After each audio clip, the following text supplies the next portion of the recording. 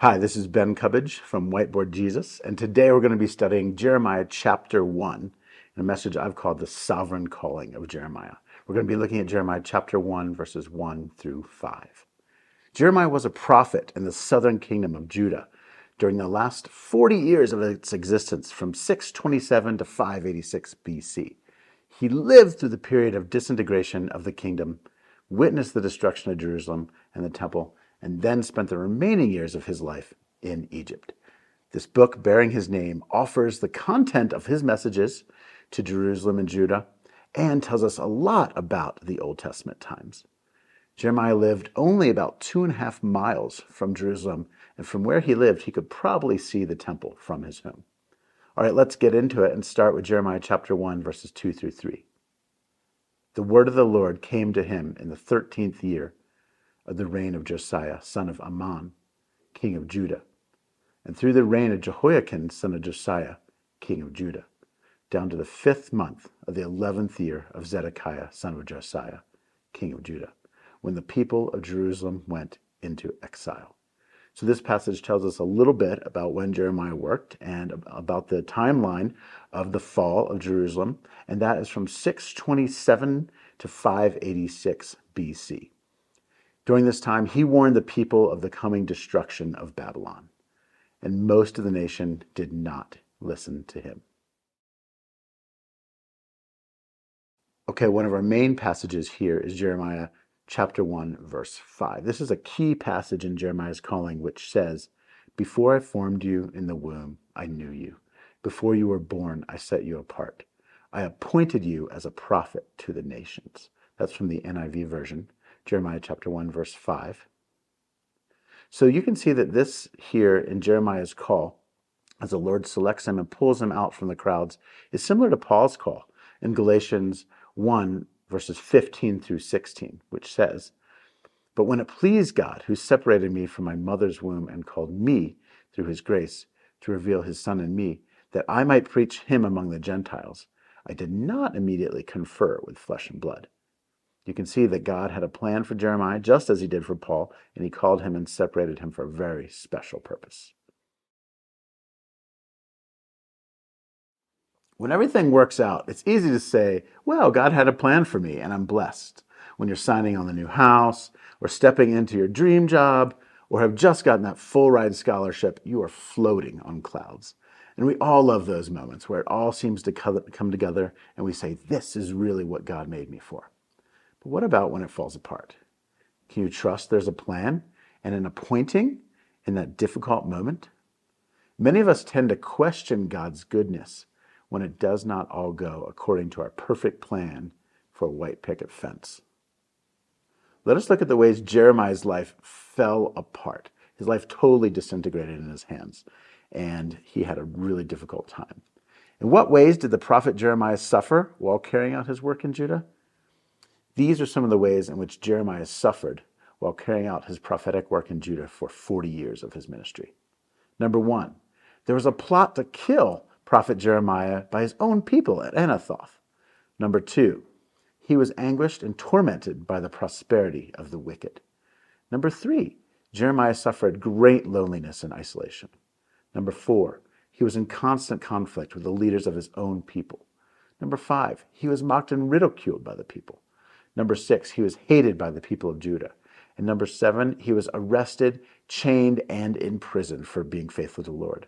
He was also beaten, and he was physically assaulted and thrown in a cistern. And number 10, he was falsely accused and rejected by his own family.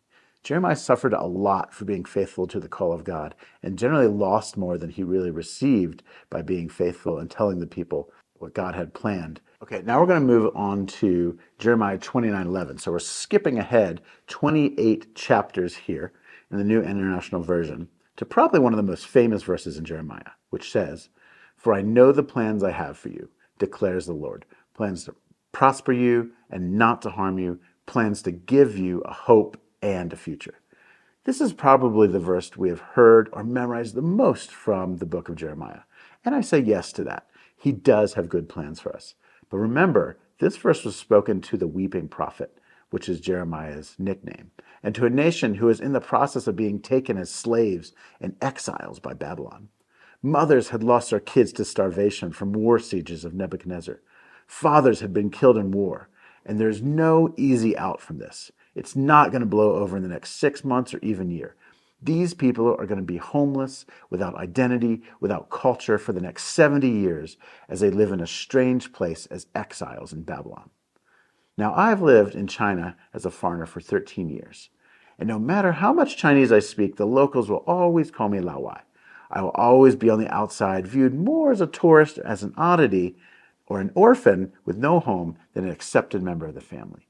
As tourists, we're okay to feel this way for a week or two as we travel, to feel a little cultural engagement and taste some new foods, and then get back to our home as things have always been, to go back to our familiar language, familiar beds, or familiar neighborhoods. But imagine for 70 years, when the Jewish people lose their homeland, they are robbed of all their cultural identity. They will always be viewed by Babylon as outsiders, dogs, the weaker people, or as Indians would say, untouchables in a sense of social class.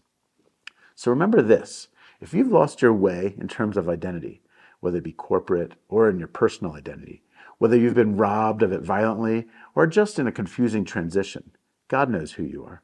Your identity is solidly founded in Him, even when the whole world erodes out from under your feet. He made you, and He knows you and who you are.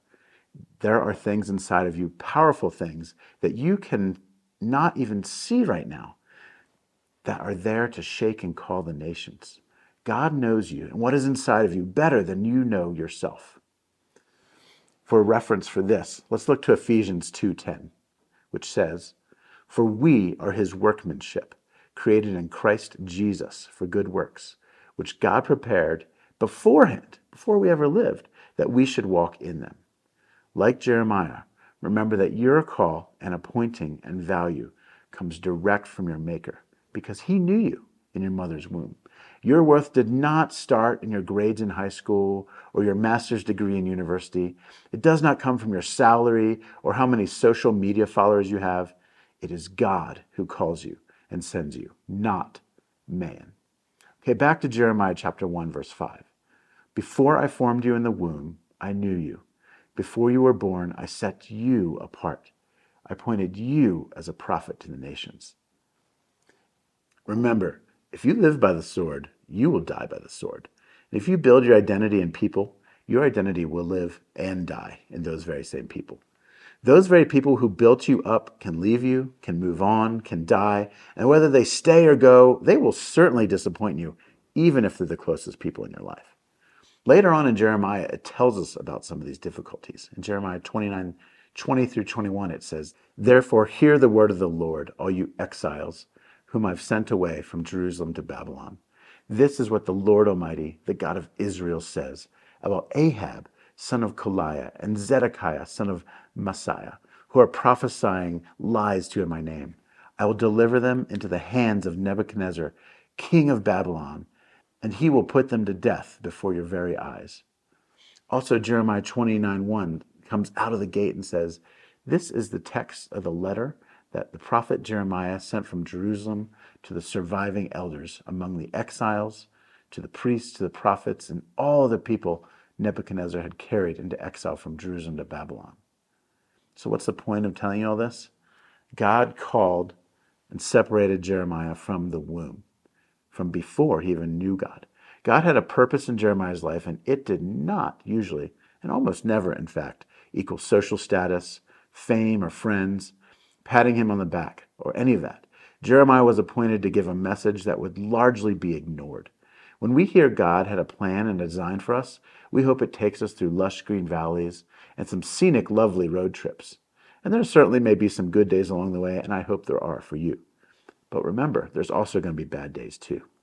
What David said in Psalm 23, "We love the idea of God being a good shepherd to us, but look where God does his good shepherding." In Psalm 23, 4 through 5, it says, "Even though I walk through the darkest valley, I will fear no evil. For you are with me.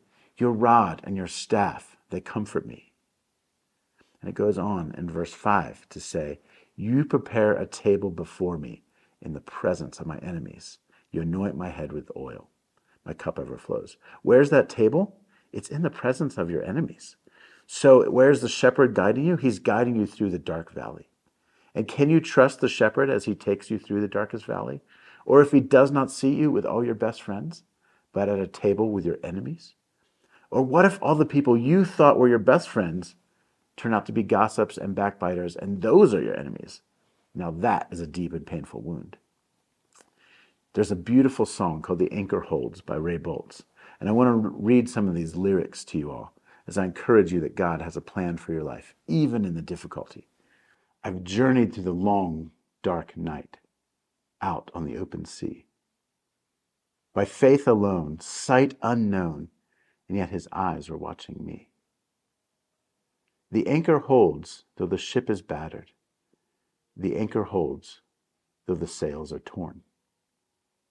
I have fallen on my knees as I faced the raging seas. The anchor holds in spite of the storm.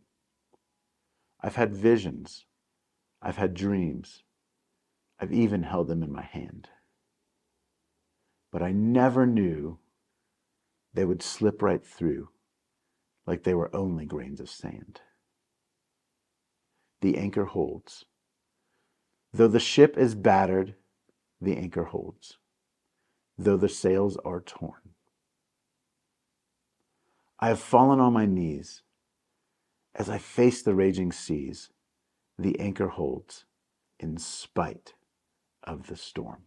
And that's what we're talking about today. The anchor holds in spite of the storm. Jeremiah went through a deep storm of adversity, knowing great rejection from his own people. He accepted a call from God in this Jeremiah chapter 1 that would take him into great adversity. But yet God said, I knew you, and I made you in the womb, and I made you for this. This is what I've made you for. And so when you're going through adversity, don't just think, oh, this is just the devil tormenting me. It might be. But God may also have purposes for this time for you. So if you're going through something difficult, or going through an adverse time, or going through a transition, be encouraged by Jeremiah's life, because God knew Jeremiah from the womb and called him from the womb, even before Jeremiah stepped out and knew anything about himself or knew anything about God. And God has also known you before you came into this world and has a purpose for you as well. And that may be through some of your adversity, and it may not be. Both in good times and in difficult times, God has a purpose for you and wants to use those things to build you and then use you to build others and share about his glory in the world. Thank you very much. This is Ben Cubbage from Whiteboard Jesus, and continue to follow us as we study Jeremiah and we look through Jeremiah chapter 1 and the book of Jeremiah. Subscribe to our channel and check us out at Whiteboard Jesus.